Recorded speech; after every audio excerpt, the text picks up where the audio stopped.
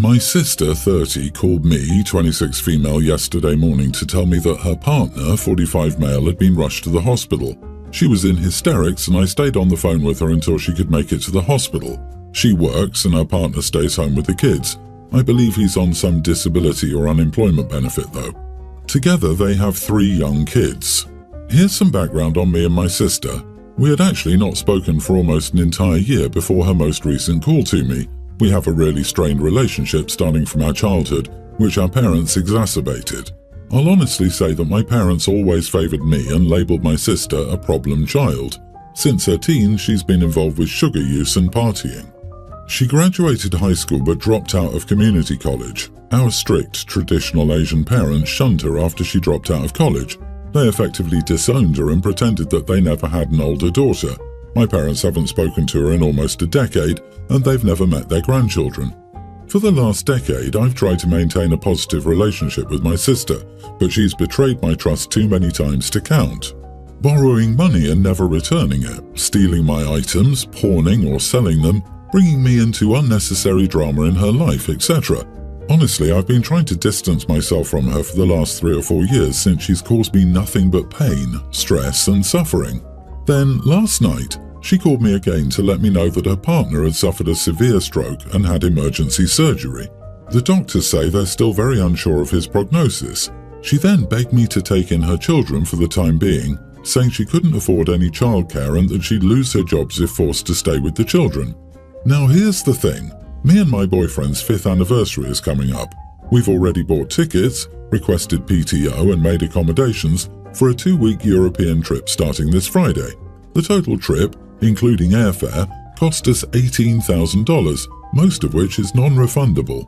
I told my sister I'd call her back and let her know after I spoke with my boyfriend. He said it was my choice ultimately. I decided that I wanted to go on our anniversary trip, which I'd been looking forward to for an entire year. I called my sister back and told her I couldn't because of our trip. She started sobbing over the phone and lashed out at me, calling me cruel and selfish. She said that we could afford to rebook our vacation and didn't need that money back, but she would lose her job and her children if she couldn't find someone to take them in. It was a tough conversation, but I stuck with my decision. It's been almost a day since our call, and I won't lie, I do feel a lot of guilt. Am I the idiot? Not the idiot. Normally you would be the bad guy in this situation. However, I understand your decision with her not talking to you for a year, plus all the history of crap, stealing and drama. She's trying to drop all the consequences of her poor life decisions in your lap, and it's just not fair. I understand the guilt, but she wore you out and used up whatever sisterly feeling you had for her with all her nonsense. It's a totally overused phrase, but particularly apt here. You can't set yourself on fire to keep other people warm. She sounds like the kind of person who pops out of nowhere whenever she needs something and disappears after she gets it. And I wouldn't be surprised if she disappeared after dropping the kids off, especially if her husband has some complications after his surgery, assuming he survives.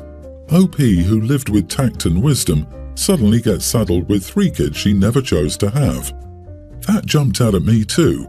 Sister wasn't asking for childcare, she was asking OP to take the kids. OP, even if you wanted to assist, paying for a babysitter would be more effective than wasting the $18,000 trip and 2 weeks of PTO. It's not like being a blood relation changes anything, since from what you're saying you'd be a stranger to the kids anyway. It's no different from just hiring an actual stranger. Given your sister's history, do you know if her partner did have a stroke? If her husband is as bad off as your sister claims, why isn't your sister talking to the hospital social worker for help? Her husband was on some sort of disability before he had the stroke. Wouldn't they be eligible for some kind of assistance to help your sister out? Update: am I the idiot for refusing to take in my sister's kids after her partner had a stroke? My boyfriend and I just had a lengthy talk about this situation and he believes I made the right decision. However, after reading through everyone's helpful suggestions, we're leaning towards finding a babysitter and paying them directly to take care for the children, at least for the first week or 2. Even though I'm not close with my sister's children, I really feel for them. I'm not sure about her partner's parents, but from what I know, I believe he's estranged as well. I've never even met her youngest children, only the oldest maybe 1 or 2 times, so I'm a stranger to the kids. Plus, me and my boyfriend live in an apartment in the city, and we're about a 4-hour drive from her place. My sister will likely not qualify for FMLA since she's been at both jobs for less than a year. I've texted her and encouraged her to speak to a social worker at the hospital to see if there's anything they can do to help her or lead her in the right direction. I know there's doubt that he even had a stroke, but he did. She sent me pictures of him in the hospital and his CTs, MRIs. I do feel horrible for her, but at the same time it's tough for me to find the willpower to wire her money directly, given that she's stolen thousands of dollars from me in the past. But again, we're looking into finding a sitter and paying the sitter directly. To end, I will be going on our vacation. It's great to have had the added support of my lovely boyfriend regarding my decision. He also admitted that he was thankful I chose to go on the trip. Another big reason I wanted to go on this trip is because I have a sneaking suspicion that he might propose. Thank you very much. I have a young teen daughter from a previous relationship, and my wife has 2 sons, young and mid-teens. I had a vasectomy after my daughter to ensure I wouldn't have other kids. I spoil my daughter however I can. This includes brand clothes, expensive schools, and the best electronics. And before anyone decides that my daughter is a brat, she's an extremely well-behaved kid. The problem is my wife and her ex can't afford the same for their sons, and they're angry that our kids have entirely different living situations while living in the same house. My wife thinks I should be spoiling her sons too, but I can't afford it. So I told her that's not my problem, and they have 2 parents who should be spoiling them. Am I the idiot because I don't want to spoil my stepkids? You are the idiot for marrying someone with children when you had zero intention of treating them as full family members. It's fine not to want to be a step-parent, but then you shouldn't assume that role in the first place. Why do people do this? Why? Why? Go get child-free women, for God's sakes. Jeez. This is a kind of reverse Cinderella situation. Your real kid gets the best of anything she desires, while your stepchildren get to watch her be showered in gifts and are made very aware that they're not worthy of the same treatment. I bet other things are unequal too, like required chores and punishments. Step up and be a better stepdad. You're married to that person, so her kids are your kids too. Stop playing favorites. Update, I've been thinking about your comments and I think you're right. I can't treat kids under the same roof differently, so I asked my wife to move out of my home for now. We will try counselling and see how that goes, but if I have to choose between her and my daughter, it's always going to be my daughter. She's not happy as she has a low-paying job and moving out means downgrading their lives. The kids are old enough to understand that. Also, the wedding was a month ago, so it's a small change for them. You are the idiot, abso-damn-lutely. Your solution to this issue is to kick your wife out. What the heck? You need therapy to learn how to function as a human being. Geez, you are quite possibly one of the biggest idiots ever. Do you actually love your wife? You've been married for a month and you'd sacrifice your relationship with her rather than treat her kids decently? You're appalling. So, I'm a single father to my daughter Sarah, who recently started her sophomore year of high school. Sarah has autism, and though she's not especially learning disabled, she takes all mainstream or advanced classes, she does have trouble regulating her emotions and navigating social situations. She's very independent and needs minimal accommodations, though thanks to the accommodations that she does need, I'm used to dealing with the school district special education programs. So far, I've not been especially impressed. Another thing to note about Sarah is that she has trouble controlling her temper and is very protective of her personal property. So, anyway, Sarah has this little fuzzy penguin plush that she calls Percy. She uses Percy as a sensory toy because his fuzzy texture helps her calm down. Percy was bought for Sarah by my late wife, her late mother, so needless to say, Percy is very special to Sarah. In Sarah's math class, a boy named Milo has special needs. Milo has an aide who works with him. This situation involves the aide, who I'll call Mr. A. The teacher of the class is Miss T. The way Sarah tells it, on Friday during her math class while she was working quietly and fidgeting with Percy, Mr. A came up to her and asked her to give Percy to Milo. Sarah said no, and Mr. A tried convincing her to share Percy. Mr. A later said he was asking nicely, but according to Sarah and her table mate, he was being extremely condescending, talking to her like one would talk to a little kid. This culminated in Mr. A trying to take Percy out of Sarah's hands, and Sarah slapping Mr. A's hand and yelling at him. At that point, Miss T called for security, who arrived quickly and escorted Sarah to the security office.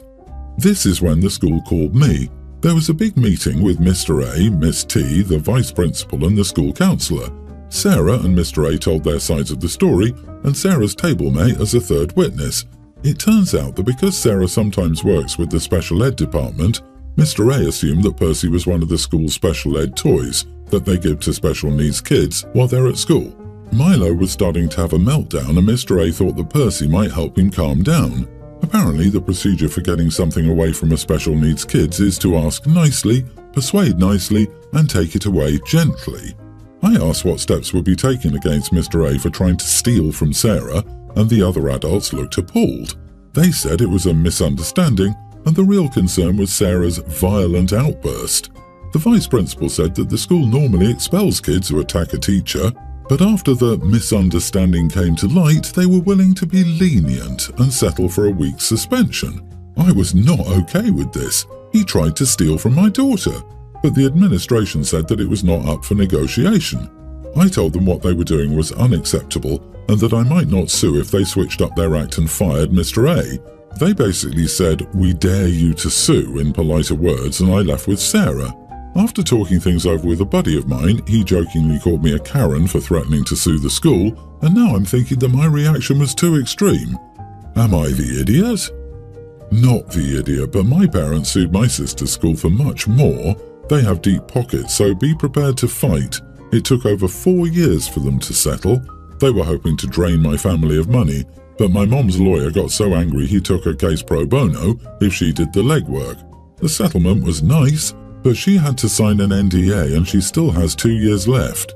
Don't be afraid to fight. Just know what you're against. Oh, you know it's going to be a messed up story if it's so bad that a lawyer takes the case pro bono. Anyways, OP, it's time to go further and involve the higher-ups. Definitely do it in a letter or email. Paper trails are harder for them to ignore. I did this by sending a certified letter to the school board, the principal and the teacher regarding the laws they were breaking. My child was suddenly not going to be moved, and the principal was removed for the following year. Oh, don't send a certified letter. Get your lawyer to send a certified letter.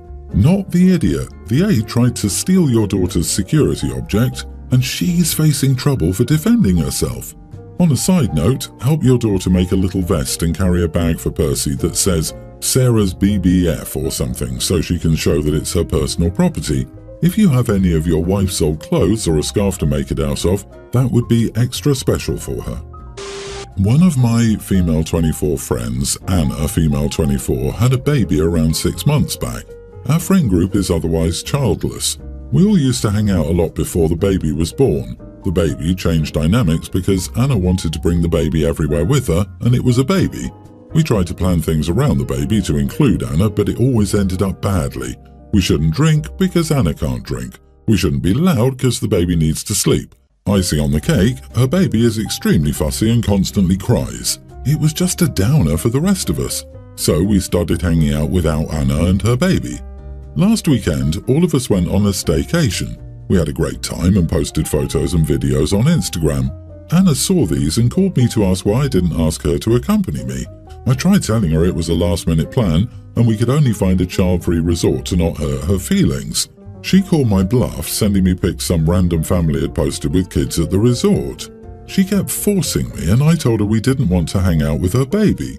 She asked how I can say that about her baby. I asked her to leave it at that, but she wouldn't. I finally told her it was a baby and we were all young. We don't want to live our lives around a baby she chose to have. We got to do adult stuff and party all we wanted. Her baby is the only reason she wasn't invited. If she leaves the baby at home, she can come too. She got angry at me and called me an idiot. She also sent a text in the group chat saying she was disappointed in all of us for excluding her because she was a mom. Half of our friend group thinks I shouldn't have told her the real reason and is mad at me. The other half thinks she's unreasonable. Am I the idiot for telling her the truth? Edit, we asked her not to bring the baby many times. We had a dinner a few weeks ago. We told her about the date and time and asked if her boyfriend would be fine looking after the baby.